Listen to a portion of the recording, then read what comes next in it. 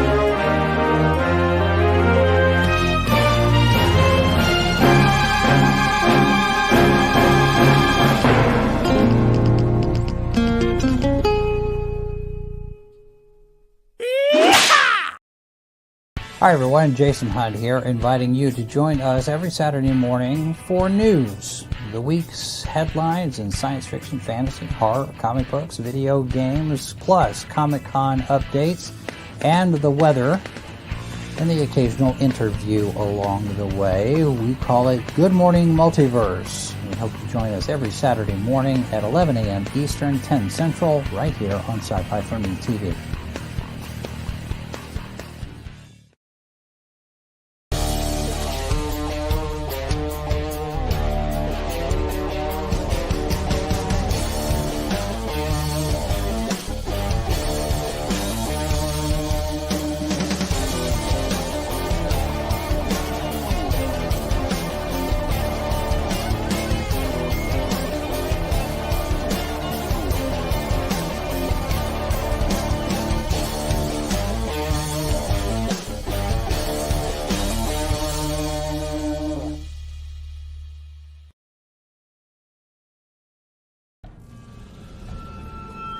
We've crossed paths more than once.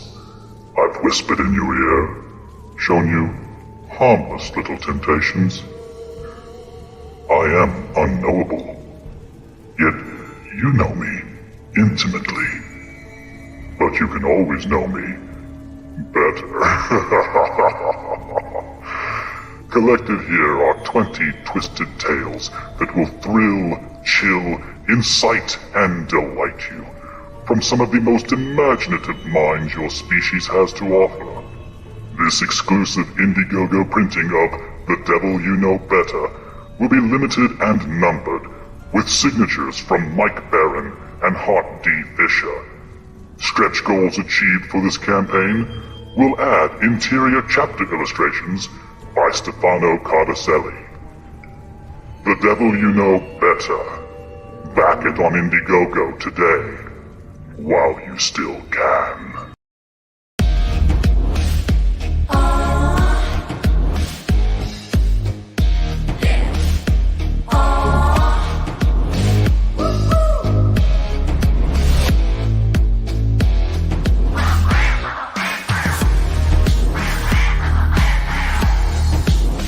Your favorite podcast, it's Critical Blast. And good evening once again. I am still RJ Carter, Senior Managing Editor here at CriticalBlast.com, Chief Envelope Licker for Critical Blast Logistics, Myopic Proofreader for Critical Blast Publishing, and I will still answer the phones for your phone calls and your data needs when it comes to handling your crowdfunders from Kickstarter and Indiegogo through Critical Blast Consulting.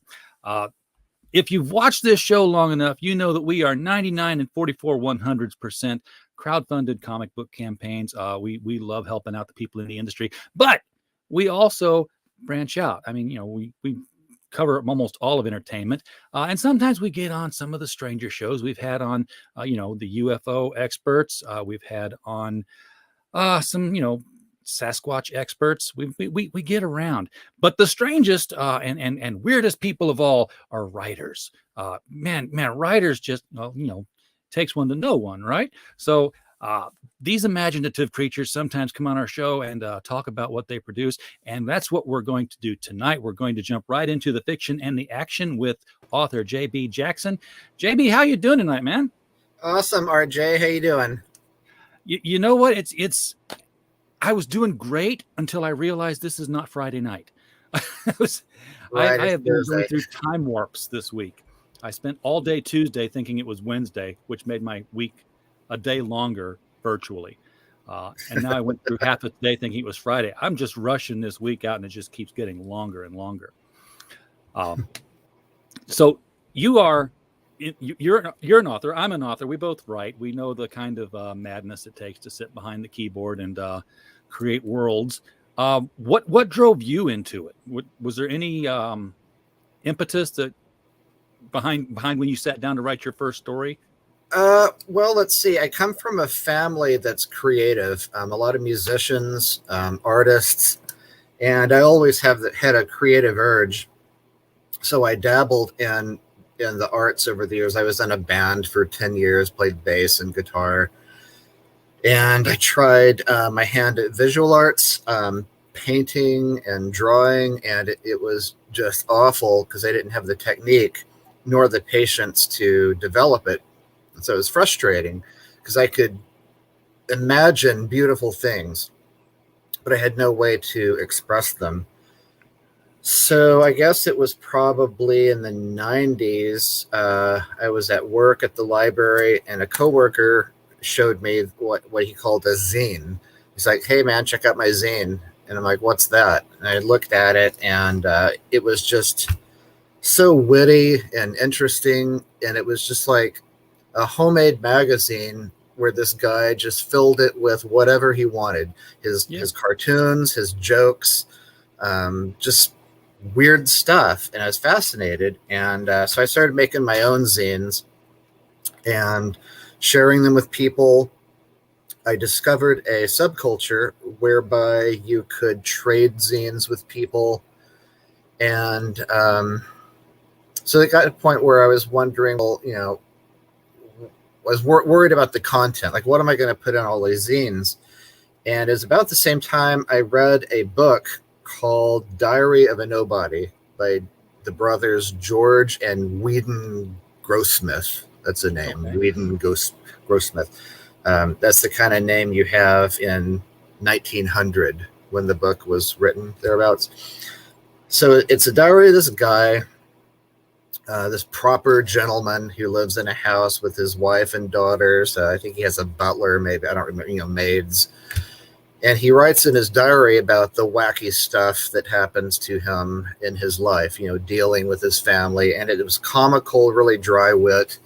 My favorite scene that just pops into my head was he writes about getting the brilliant idea to paint his bathtub, and he paints it red and then takes a bath in it, and the paint hadn't dried yet, and he thinks he's bleeding. And it sounds stupid the way I'm describing it now, but it kind of opened my eyes to the potential of a diary format to convey fictional information. And I learned the word epistolary. Sounds like I have a lisp. Epistolary. Yeah, like Dracula was very epistolary. Exactly. Dracula is an example of an epistolary novel, which is a story told by a series of diary entries, letters, newspaper clippings. And it kind of fascinated me. And another reason I was attracted to this style of writing is because I didn't think I could write in a conventional way. I didn't know how to do that. I had a little bit of formal training. I studied with Gordon Lish in the 80s, Captain Fiction, for those of you who were around back then. And, I took some creative writing classes in college, but I never felt like I knew what I was doing, and I thought my writing was stupid. So I adopted this exaggerated comical version of myself, and I started writing these fake diary entries where I would embellish my day in a ridiculous, absurd way. And I shared it with my friends. I changed the name of the zine. I think it was called, the first one was called Kill Me Now, and the next one was called Don't Let's. My persona was kind of quasi-dandified, a gentleman in a barbarian society, and everything I encountered was an affront to good taste, and I had this ridiculous response to it all. So I wrote these fake diary entries, put it in the zine, and gave it to my friends, and they said it was funny. We want to see more. And I was like, okay, this is fun. So I did that for a while, and then, lost interest. But then I started thinking, what if you wrote a novel that way? And I struggled with, I wanted to write fantasy because that's what excited me, and that's what my ideas, that's the genre suited the ideas that I had. Like, okay. I wasn't going to be a mystery writer. So I thought, okay, I'll have this guy, and he's in this made up world. Think of Middle Earth or something. And then I was like, well, what language does he write in? And how do I get into this character's head if he existed in this different time and place? And I really struggled with it and had a lot of false starts. And then one day I thought, well, what if I play a character similar to myself, and it takes place today, and start from there? That made it a lot easier to get started. And right off the bat, I felt like, okay, this is a lot easier. This is bearing fruit. I'm going to, play with this and see where it goes. So the premise was, here's a guy just like me. He's a librarian. He goes to work.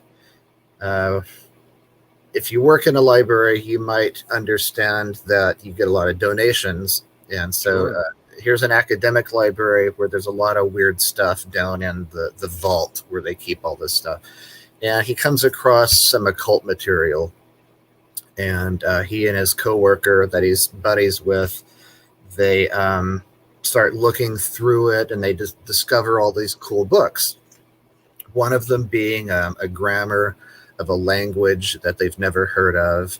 And they teach themselves this language, make a photocopy of it, and they speak it to each other when they don't want anyone else to know what they're saying.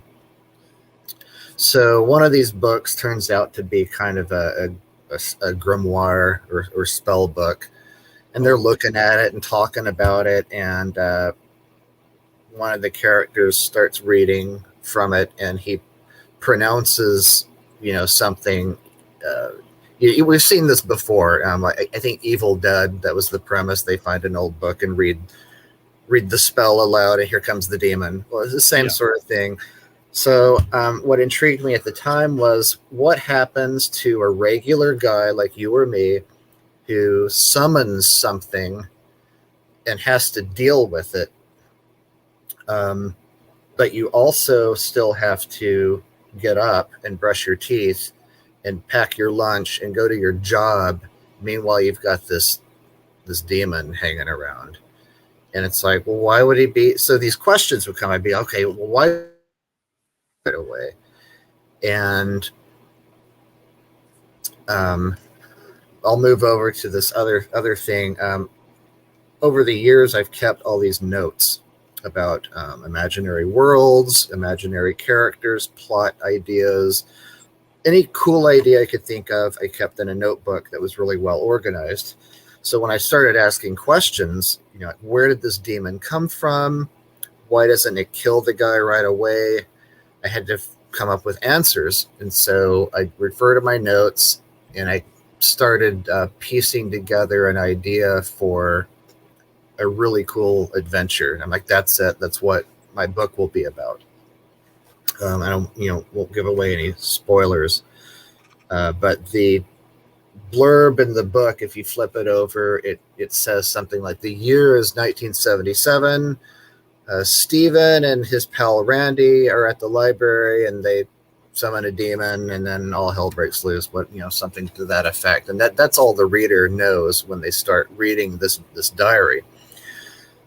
I went on eBay and I found this old diary. It's called A Line a Day, a 5-year diary. It's like, okay, this is what Steven's going to write in. And when you start reading the book, it's January 1, 1977. And he talks right off the bat. He's like, hey, I got this diary. I don't know what to write in it, but I'm going to give it a try. And he starts talking about his job and his, what he had for lunch.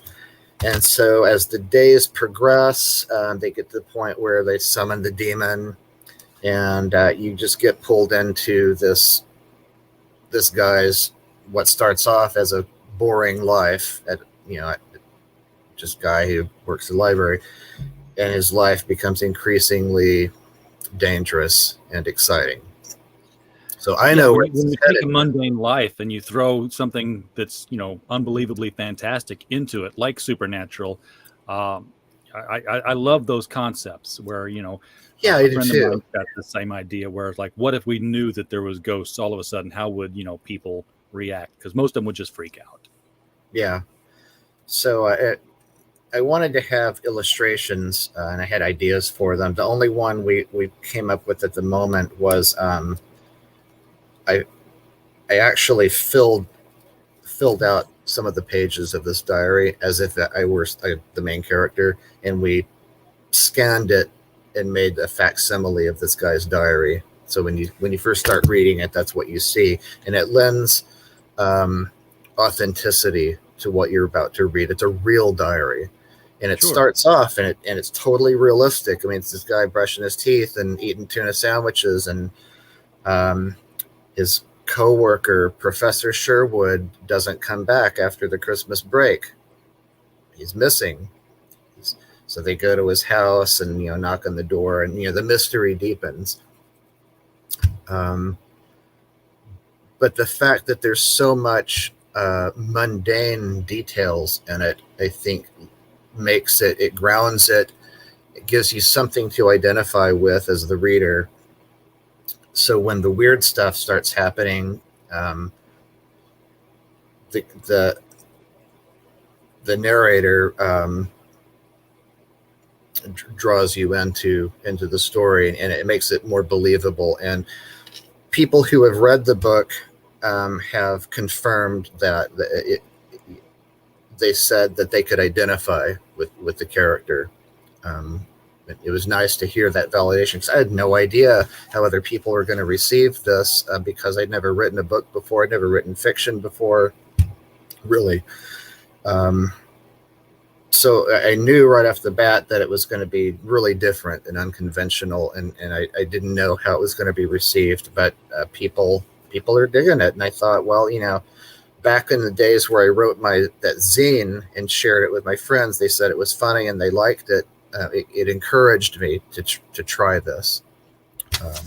So when I presented the manuscript to the publisher, it was really long. The diary itself is 5 years, and I thought, okay, that gives me enough time to plan this whole big epic adventure.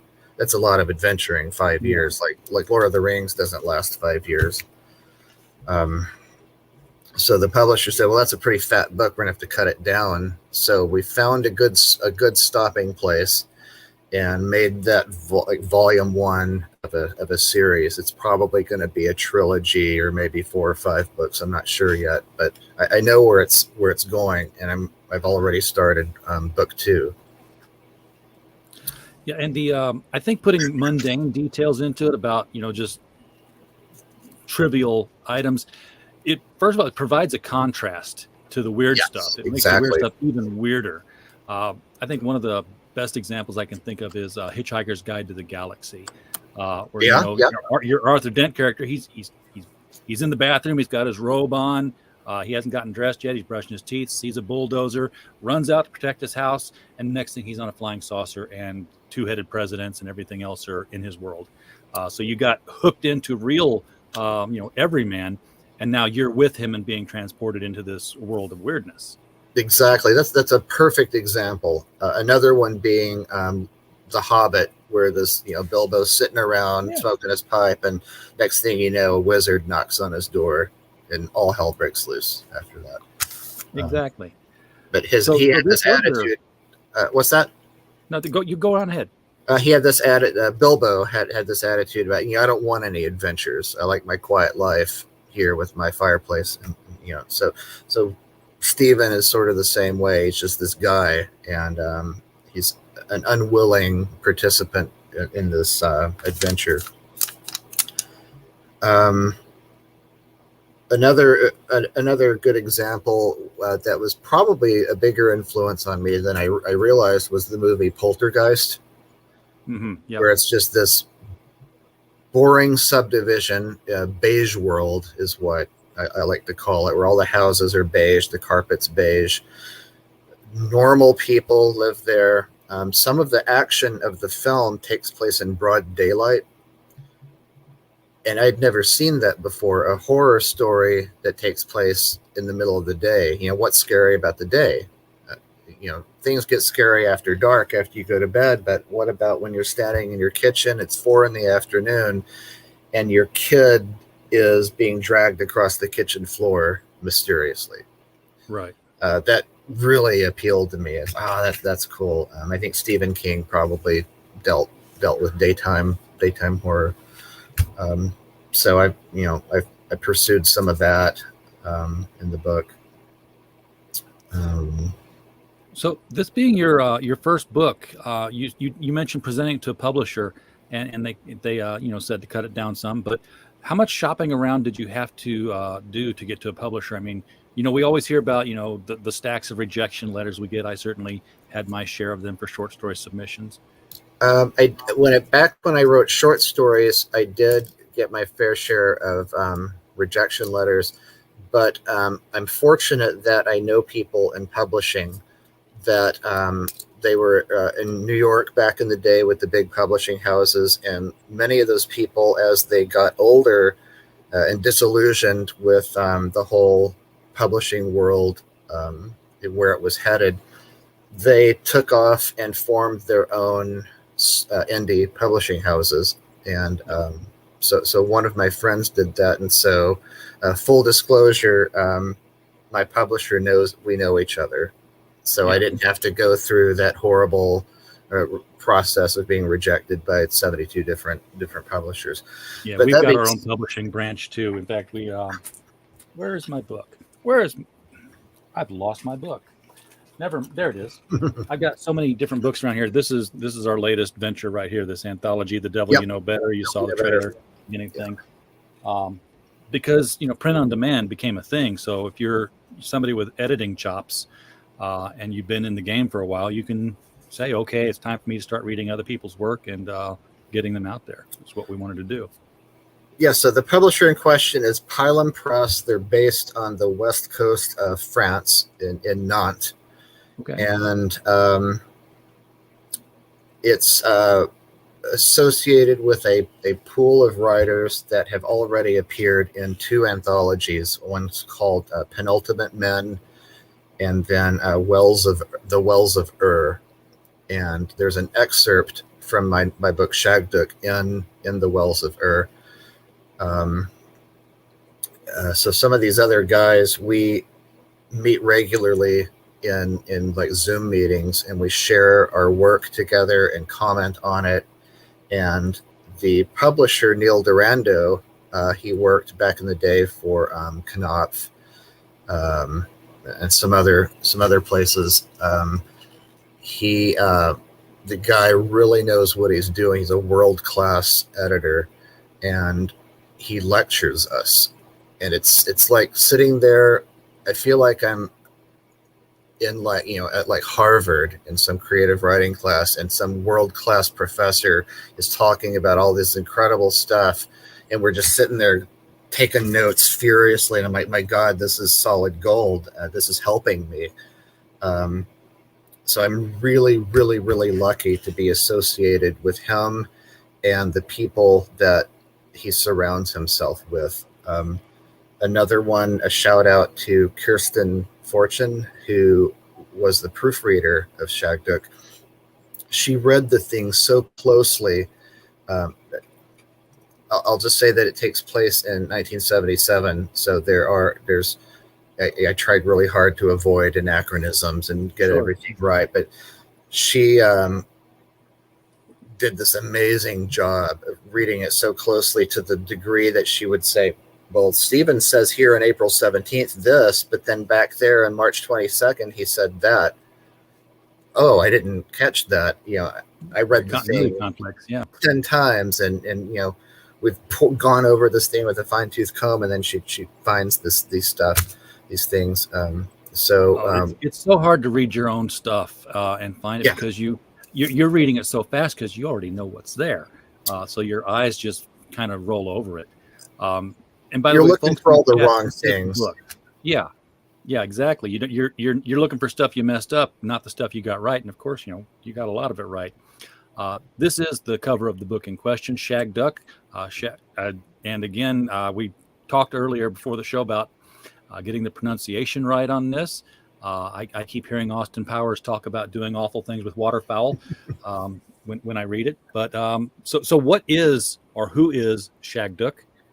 I'll address that in 1 second. I just want to go back briefly and say that the manuscript I presented to Neil, the editorial process that he applied to it turned it into a real book, whereas what I gave him was something more akin to the zines I was doing back in the 90s. But he helped shape it into something that you could publish and be proud of. And then the work that Kirsten did on it, the proofreading, helped make it really polished and perfect. So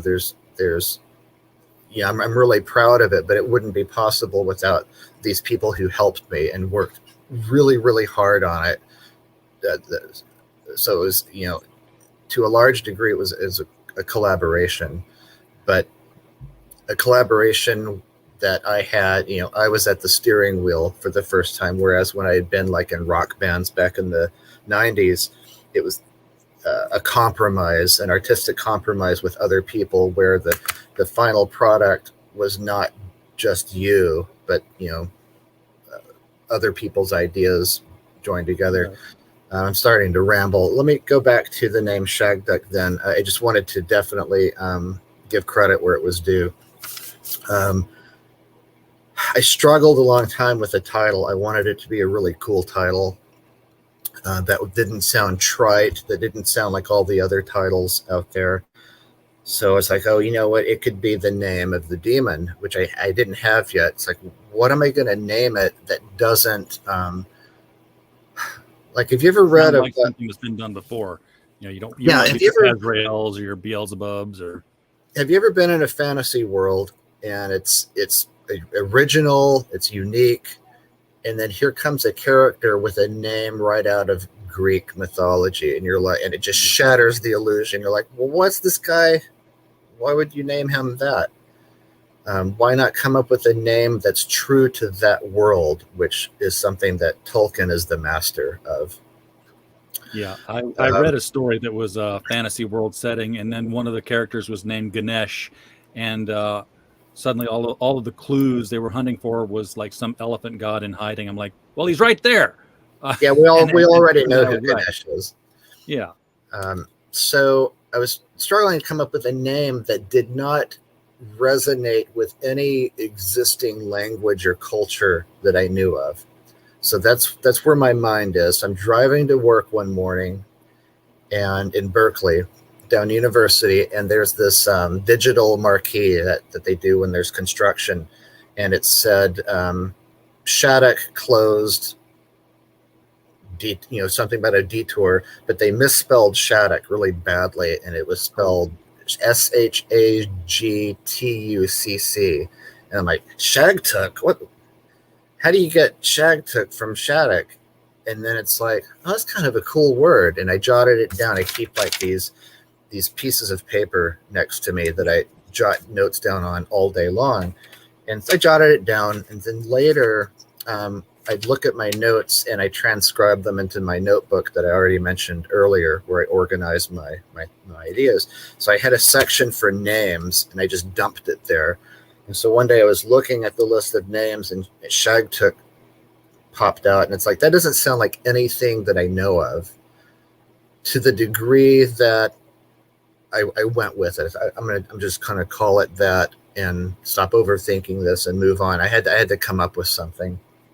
But I did Google it, which is something someone should always do when you're writing. Is when you're naming your band, Google that first, so you don't call yourself Nirvana, and then it's like, oh, there's already a Nirvana. Damn, Who knew? yeah, that information's out there. So I Googled Shagduk and got almost no results, and there are like 2 people with that as a last name. It's like, okay, too bad for them. So yeah, that's where the name came from. It reads and sounds like it would fit well in a Lovecraftian universe without being a word that's already been used in the Lovecraftian universe. Yeah, Maybe because I'm thinking like Shoggoth and all that other stuff, but Shagduk would be like a little minion in that world. Lovecraft's naming conventions are heavily borrowed from Lord. In my mind, I say Dunsany, but I read somewhere that it's Dunsany, Lord Dunsany. I don't know how to say his name. I'm gonna say it the way I read that it's pronounced. Lord Dunsany had these really wonderful names that just sounded completely like nothing you'd ever heard before, and I think that really heavily influenced Lovecraft, who borrowed heavily from that naming style. You're absolutely right. Those 2 guys are masters of evocative fantasy names. I love the trade dress on the book here, and you've already mentioned it's going to be 3 volumes. Obviously, you can't call them all Shagduk, but do you have titles in mind for part 2 and 3? I actually do, because it bothered me. It worried me so much. I want to have cool names that are meaningful, that are differentiated from names of other books and series. I realized early that I needed a series title, so I Googled the 100 coolest fantasy series ever, and got this list. And I'm looking at the list, and like a third of them are called the Dark something, and another third are like had Wolf, the Dark. Yet they all had the word Chronicles in it. It's like, oh, I could do Chronicles because it's like, but they're all called that, and it's like, oh, that's not good. But the answer was already in the book. There's a fictional. I don't want to go into too much detail, but there's a lot of books in my book. Lovecraft had the Necronomicon and these other made up titles. I do the same thing. A lot of them are actual titles, and you mix them up, and it makes the fake ones seem real when they're in the company of real titles. One of the books was a Latin work called De Re Dordica that basically means something like of things pertaining to Dord. And Dord is the name that somebody gave to a place. I don't want to go into any detail. It's important to the story, so you don't want to. I don't want to reveal anything. So, but I have a story about where the name Dord came from. Back in the 90s, when I was doing music, I went through a phase where I was recording by myself this ambient, noisy electronic music, and trading tapes with other people who did the same thing, like Lustmord and Thomas Kohner and Francisco Lopez, PGR, Soviet France, Hafler Trio. These are names that would be well known to anybody who was part of that scene back in the 90s. So I'm trading cassettes with these people, and I wanted a name for myself that was cooler than J.B. Jackson. And a friend of mine said, "How about Dord?" I'm like, "What's Dord?" And he told me a story about a particular edition of a Webster's dictionary that came out like in 1937, and it had a typographical error where the entry for the word was capital D or lowercase d, which was a abbreviation for density. And the person who did the typography pushed them together into the word DORD, and nobody caught it.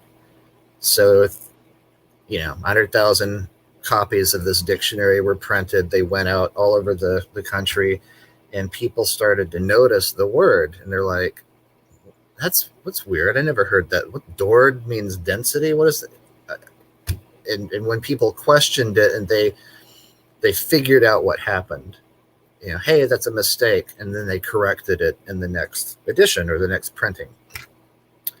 So the element of chance involved in the creation of that word resonated with me because I'm a big fan of finding meaning and ideas in chance. I'm not articulating this well. A word got invented by accident. Well, like the name Shagduk was a chance encounter with a typo on a traffic sign, and I love that. And Brian Eno, the producer and musician, if you don't know his name, he worked with U2 and Roxy Music, and he calls himself a non-musician, and he talks about ideas of creating that are unconventional. And he tells a story about how he was in a motorcycle accident and ended up in the hospital unable to walk. So he's got a radio on, he's listening to music, and a friend comes to visit, and she turns the music down, and they talk, and then she leaves, but forgets to turn the music back up. So the volume on the radio is just loud enough that he can pick up the loudest little peaks of the suggestion of melodies, and they're floating across the room, and he's receiving them, and his brain is turning them into fantastic songs. Because he can't identify what the actual song is. He just gets these little snippets of melodies. And I completely understood what he was talking about. It's like, oh, that's great, that's cool. And that's what I do in real life. Is reality is coming at me all day long in the periphery of my consciousness, and I'm writing it all down, kind of not even fully engaged with it. And then when I look at these ideas, it's like they suggest things. Yeah. And they take on life in my mind. So so the name Shagduk and the name Dord and so forth, these accidental discoveries provide for me a catalyst or inspiration to come up with solutions to the questions that I'm asking as I'm creating. Well, it's an interesting way to take, trivial bits of things that happen and create a world out of them. They're ingredients. Yeah, and because these things happen to you, it makes the work that you create is more of a part of you.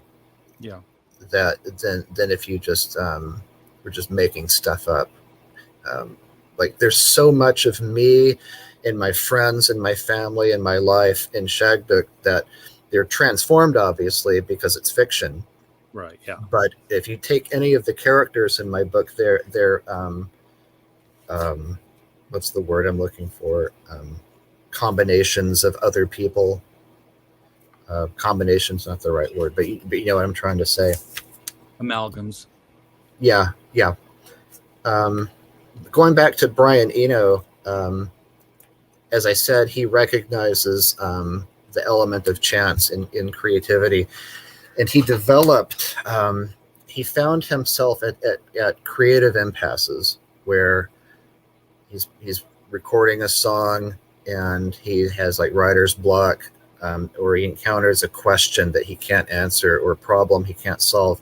So he developed this deck of cards called oblique strategies, and each card has a quote or a saying or a command or a suggestion.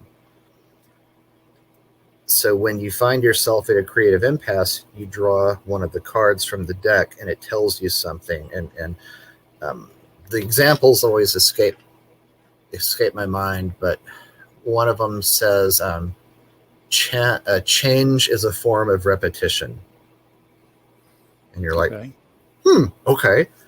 But then you apply that to the problem at hand, and sometimes it pokes your brain into the right direction and you have a solution, or it enables you to move forward when before you couldn't move forward. So Anything to break down the wall. Yeah, so I tracked down one of those decks, and I did use it quite a bit back in the day until I trained my mind to just do that without having to draw from the deck. So there's definitely a process to what I do that borrows from the thinking of other creators that I admire and have been influenced by. Well, Shagduk is available on Amazon right now. So I don't know how long it's been available yet. Is this a fairly new entry, or it came out on June 15th, and it's actually available everywhere. Like I found it on Target the other day. Shagduk, and then things like Shagduk that we recommend, Flip Flops, Mountain Dew, and some other book some romance book I've never heard of, has nothing to do with fantasy even. I got a big laugh out of that. You can get it once from. You got the thing published. It's everywhere. You'll be able to find it on bn.com, Walmart.com. It's on eBay. It's everywhere. But the best place to get it from is directly from the publisher, because that way Amazon doesn't take their giant slice of the pie. Oh yeah. I'm sitting here while we're talking. I'm playing with this little miniature skateboard somebody gave me, a coworker. And I can't leave it alone. I'm just like skating all over my desk with this thing. It's fantastic. Yeah. I have a 14-year-old boy. He bought several of those things over the years at Walmart. They'll keep your fingers busy. But it's driving me crazy too. I gotta put it over here. So what's the projected timeline then for the other two books? You're still working on book 2, I'm guessing, but do you know when it might be done and out? Because once people read Shagduk, they're wanting to go further. Yeah, I realize that people don't like to wait for installments of a series. Well, when I gave the manuscript to Pylum, they said it's too long. Let's find a place in the middle. So they took that and made Shagduk, which left me with another 150,000 words. So I'm like, oh, I've already got volume 2 done. But not really, because the work that Neil and I did together to shape the story, it kind of made it change direction a little bit. So I can't just use what I had already written. So I ended up cannibalizing it for the best parts and using some of that in book 1. So I had a lot of material left over. It just wasn't there was nothing coherent about it anymore. So now that I turned the steering wheel a little, I'm writing book 2 from scratch. Oh, but okay. when I need a certain scene and I know something needs to happen, I may have already written it, and so I look at that other chunk and borrow from it Re-engineer liberally. the whole thing. So Yeah. I quickly got to 50,000 words in not much time. But I'm working on it all the time. I would like to see it out by next summer, but maybe sooner. I don't know. It depends on how fast I can write. But I know where it's headed, and I'm excited about it. And it's going to surprise people because the way it starts is so mundane, and you can't even imagine where the story's going to go. And when we wrote, there's the blurb in it where it says, let me see if I can find it real quick because it's really pertinent. Yeah, because I've you have the quote on the front here from the author of Unworthy Epistles and Man. Yeah. I'll take a look at that in a sec. But if you look on the back or in the flap, somewhere it says the year is 1977. Professor Sherwood has gone missing. Between working at the library and playing gigs in Fort Worth, holes in the wall after hours. The guy's in a band too. Yeah. Stephen and his pal Randy set out to discover why, unwittingly summoning a demon and setting into motion a chain of astonishing events that could put the entire world at risk of total destruction. No pressure. I'll leave it at that. So yeah, the quote on the cover, I thought I had that here on this screen. Let me find it. It's right here in front. It says a memoir set as an erudite mystery with occult undertones. Crowley meets Fernwood tonight. The guy who wrote that, he picked up on the humorous elements of it. Fernwood Tonight was a sitcom in the late 70s that was known for its dry, absurd humor. Oh yeah, Martin Mull was a master at that kind of delivery. So why is this set in 1977, you may ask? Well, because to me, the years 1977 to 82 is the pinnacle of human civilization. It's where everything came together into perfection. You had the greatest music, the greatest television and movies. It just really is a sweet spot for me. And I was a happy kid at that time. And I just wanted to live in that year again. That's all. And the main the narrator of the book is 20 something, 24 years old. So I got to live in 1977 as a 24-year-old man, which is really fun for me because it required that I do some research and find out what was going on. Then I subscribed to newspapers.com, and for each entry of the diary, I read the newspaper for that day and just live in that day. And I know what happened in the news. I know what the weather was. When the guy says I went out to lunch, I know where he can go because I know I'm from Fort Worth, which leads to another comment about the setting is I was born and grew up in Fort Worth, and it's not a place that people know about or talk about. It's eclipsed by Dallas. That gets most of the attention, with the exception of a handful of things like Logan's Run was filmed at the Water Gardens in Fort Worth.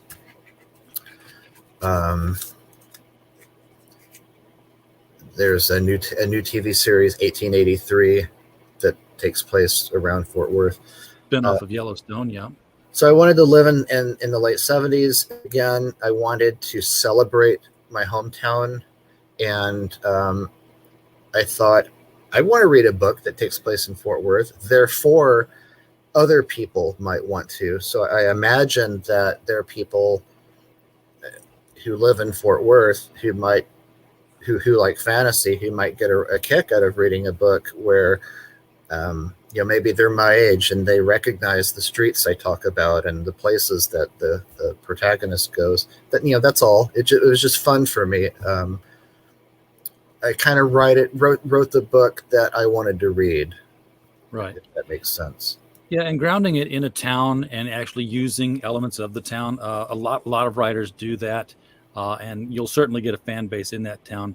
Laurel K. Hamilton is out of St. Louis. She sets a lot of her stuff in St. Louis, and Yeah. we know where all these places are when she mentions them. Can you imagine what? I remember Better Call Saul, and what's the one before that? Breaking Bad. Breaking Bad. That took place in Albuquerque. How cool for Albuquerque people! Yeah, like to watch. There he's on 2nd Street, or whatever.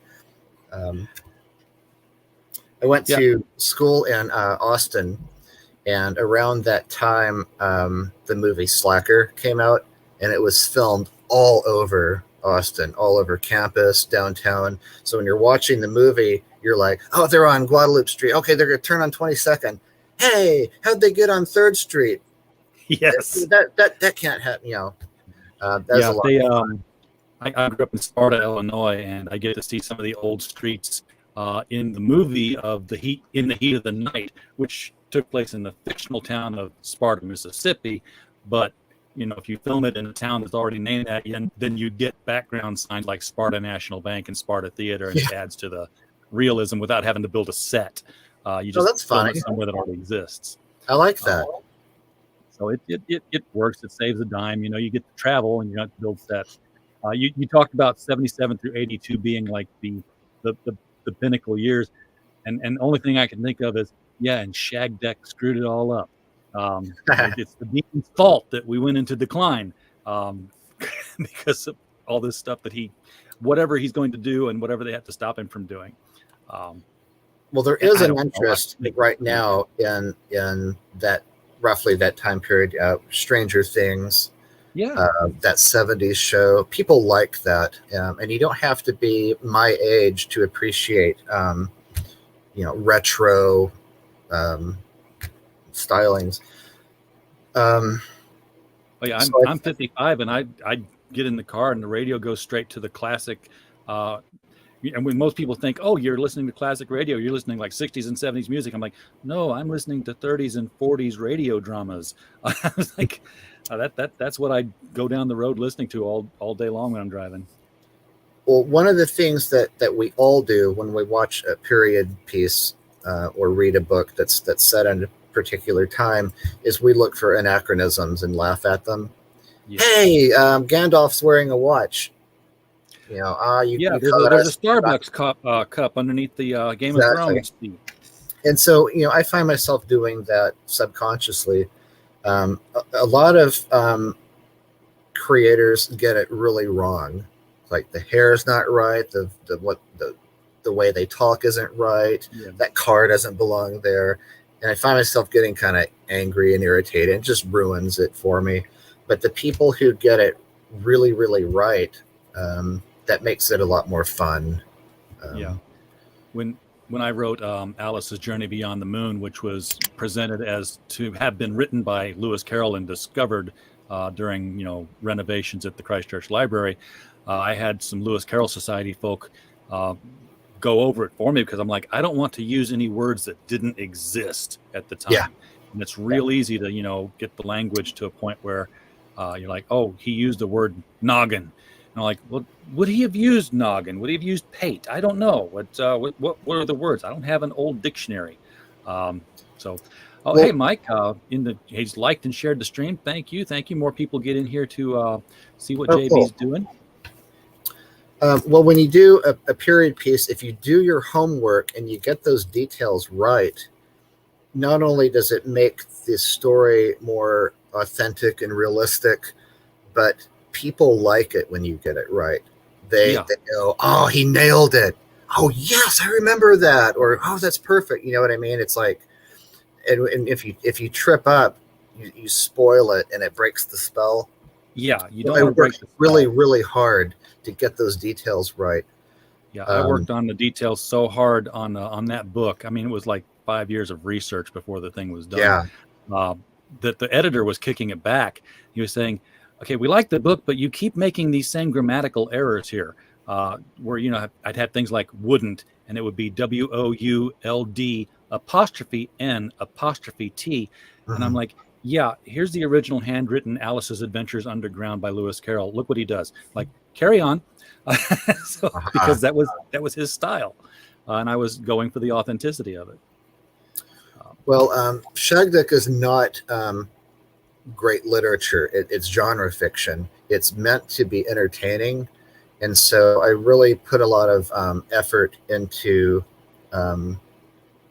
making it fun to read. Does he talk? Shagduk? Yeah. I can't tell you that at all. Okay. You have no idea who Shagduk is. You got to find out through Stephen's eyes. Okay. My dad asked me who Shagduk. What he read the book and he's like, okay, I have questions for you. Who's this and who's that? And I'm like, I can't tell you. You know, it's all right there. Read the book, and the link to the book is below the video, folks. So if you're watching this on replay, go ahead and click on it, put it in your cart, and you know, that is a link that, by the way, helps this channel. So, but if you don't want to go through Amazon, by all means, tell us how we can get to the publisher's website so people can do that, and I will supply that to the edited version of the video right afterwards.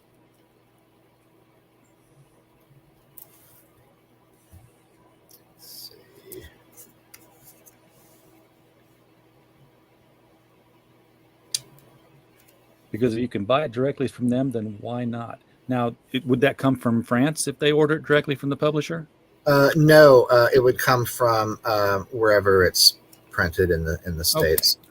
Oh, sort of like if it was like an Ingram Spark book, then it would come straight from them. All right. Yeah. If you want to just email me the publisher's website when we're done here, I'll make sure that link gets put in there so that people can follow through with that. The book is available now. People, how many pages are they getting for their money on this one? It's something like 250. Thick brick of a book. It's 92,000 words, which makes it about the same length as The Hobbit. Okay. Not the movie, the book, The Hobbit. The movie is quite long. Yeah, too long. It was way too long. It was a trilogy. It was not meant to be a trilogy. It was a book. Right. It's like it's not that long unless you read all the poetry. Then it gets a lot longer.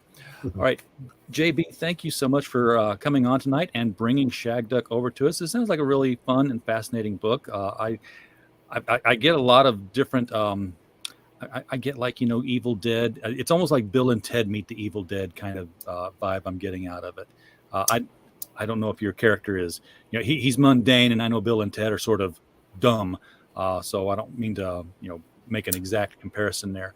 But, well, I love Bill and Ted, by the way, but the humor in my book is I struggled with that at first. I thought I don't want it to be funny. I want it to be grim and dark and serious. But the humor kept creeping in because that's who I am. And then I thought, you know, this is a guy's diary. It's going to have humor. It's going to have everything that goes into a person's life. Yeah. And it makes me think of the composer Gustav Mahler. His critics said of his symphonies that he throws everything but the kitchen sink into his symphonies. It's got, you know, laughter and humor and cowbells and dancing and tragedy, and that's true. And what we were talking about earlier with contrasts, the ordinary versus the supernatural and the superordinary. Those contrasts make the fantastic elements pop. Yeah, they do. All right. Again, thank you so much for bringing it on here. Would love to have you back on for the second book. Once you have that out there, would go further into the world of it. People in the chat, appreciate you sticking around and listening to us talk about this book. Hopefully you will want to follow up and find out more about it. If you do, the links will be below. And as always, while you were here, we just hope you had a blast. Good night, everybody. I had a blast. Thank you.